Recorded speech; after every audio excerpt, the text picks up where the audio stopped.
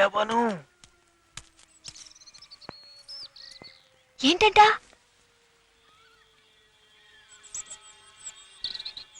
పని పూర్తయ్యాక క్లాస్ ఉంది, రావడానికి 10 గంటల పైన అవుతుందని అన్నారు.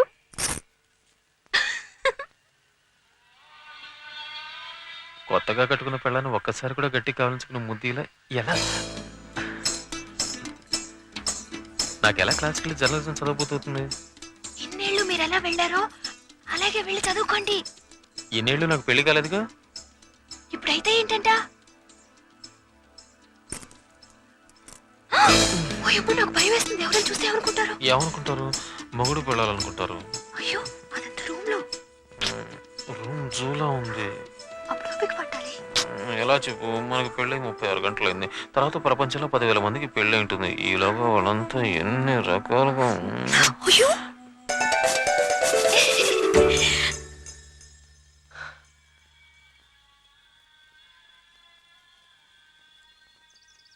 तुम्हारे लिए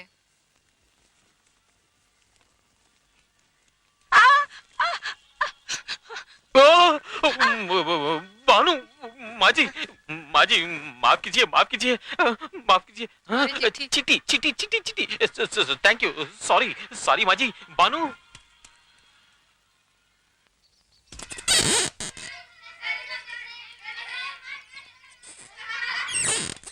మీ ఇంటి దగ్గర నుంచి ఉత్తరం వచ్చింది. నాన్నగారు రాశారు. ఒకసారి చదివి చూడరు? తర్వాత చూద్దాంలే. వంటింట్లో నాకు చేతులాడు. ఏం రాసుంటారోనని బుర్రం తోల్చేస్తుంది. ఇప్పుడు చదివితే అనవసరం గొడవలు వస్తాయి. ఏం రావు.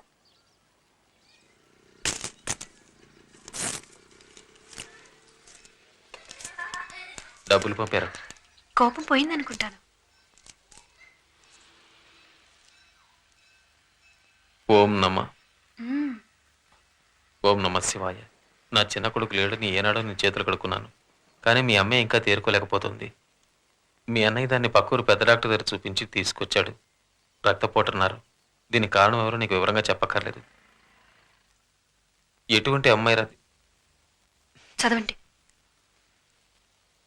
ఎటువంటి అమ్మాయి రాది ఇల్లు విడిచి ఒక పరాయి మగడితో లేచిపోయిందంటే వాళ్ళ అమ్మా నాన్న ఎలాంటి వాళ్ళు కాకపోతే అది ఇలా సిగ్గు విడిచి.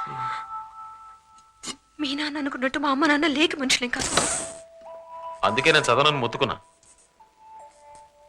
నా గురించి ఏమన్నా పర్వాలేదు. నా వాళ్ళని ఎందుకు అవమానించాలి? మేము ఎప్పుడైనా మీ వాళ్ళ గురించి తప్పుగా మాట్లాడావా? చెప్పండి. ఆయన రాసిందానికి నన్నేం చేయమంటావు? తర్వాత చదవండి. తను మంచి పిల్లని నాకు తెలుసు. కానీ నువ్వు ఇలా మీరు మార్చకండి. ఆయన రాసింది చదవండి.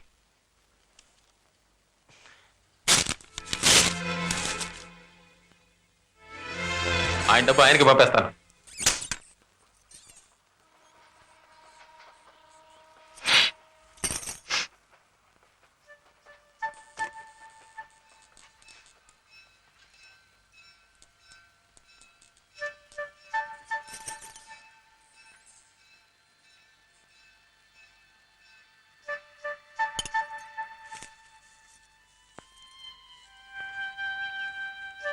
నువ్వెందుకంత తొందరపడి పెళ్లి చేసుకున్నావో నాకు తెలుసు.